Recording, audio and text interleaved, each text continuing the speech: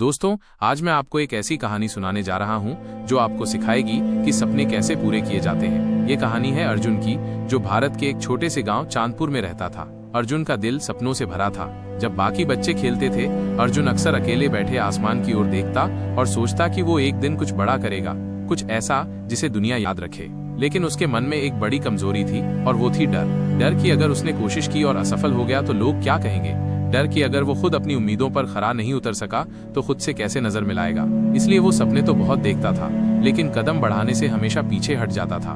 गांव के बड़े बुजुर्ग उसे समझाते कि बेटा, सपनों से पेट नहीं भरता, खेती कर ले, यही की जिंदगी है। अर्जुन चुपचाप सुनता रहता, लेकिन उसके दिल में कहीं गहराई से आवाज आती थी कि उसकी किस्मत सिर्फ इस गांव तक सीमित नहीं है। एक दिन गांव में एक साधु आए। सफेद दाढ़ी, चमकती आंखें और शांत मुस्कान वाले इस साधु के बारे में गांव में चर्चा थी कि वे ज्ञान के सागर हैं। अर्जुन ने हिम्मत जुटाई और उनके पास पहुंचा। गुरुदेव, अर्जुन बोला, मेरे भीतर बहुत सपने हैं, पर मैं शुरू करने से डरता हूँ। साधु ने उसे ध्यान से देखा और गहरी मुस्कान के साथ कहा, क्या तुम सच में बदलना चाहते हो? अर्जुन ने झट से कहा, हाँ। साधु बोले, तो कल भोर में नदी के किनारे मिलो और जो भी मैं कहूँ बिना सवाल किए करना। अगली सुबह जब ठंडी हवा चल रही थी और धुंध से गांव ढका हुआ था, अर्जुन कांपते हुए नदी किनारे पहुंचा। वहां एक विशालकाय पत्थर पड़ा था जो कई 100 किलो का रहा होगा। साधु ने पत्थर की ओर इशारा करते हुए कहा, इसे उस पहाड़ी की चोटी तक ले जाओ।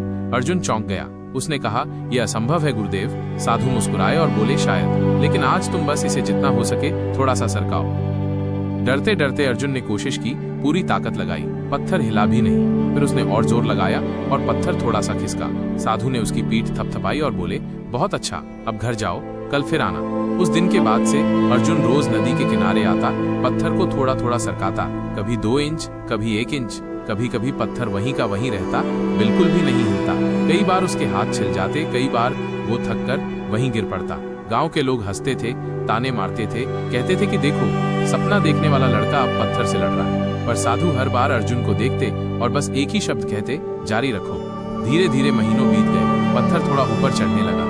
अर्जुन ने महसूस किया कि उसका शरीर अब मजबूत हो गया था, मन पहले से कहीं ज्यादा संयमित था और सबसे बड़ी बात यह थी कि अब उसे डर नहीं लगता था। फिर बरसात का मौसम आया, रास्ता फिसलन भरा हो गया। कई बार अर्जुन गिरा, चोटिल हुआ, कुछ दिनों तक वह बीमार भी पड़ा। उस दौरान उसके भीतर फिर वही पुराना डर लौट आया। उसने सोचा कि क्या फायदा कर रहा हूँ मैं। लेकिन तभी साधु उसके घर आए। बिना कुछ कहे उन्होंने बस अर्जुन के सिर पर हाथ रखा। अर्जुन ने उनकी आंखों में वही भरोसा देखा जिसने उसे फिर खड़ा कर दिया। साधु ने सिर्फ इतना कहा, मंजिल उन लोगों को मिलती है जो हार नहीं मानते। अर्जुन फिर से नदी किनारे जाने लगा, चोट खाकर भी, थक कर भी, हंसियों के बीच भी। अंततः एक दिन जब सूरज की पहली किरणें चमक रही थीं, अर्जुन ने आखिरी बार ताकत लगाई और पत्थर को पहाड़ी की चोटी पर पहुंचा दिया। पत्थर अब चोटी पर जम गया था और अर्जुन वहीं बैठ गया। उसकी आंखों से आंसू बह निकले। साधु वहां आए, पर उन्होंने पत्थर की ओर नहीं देखा। उन्होंने अर्जुन की ओर इशारा करते हुए कहा, देखो, ये पत्थर नहीं हिला, तुम हिले हो, तुम बदल गए हो। उस क्षण अर्जुन ने महसूस किया कि असली लक्ष्य पत्थर को ऊपर ले जाना नहीं था, असली लक्ष्य था खुद को बदलना, अपने डर, अपनी सीमाओं को हराना।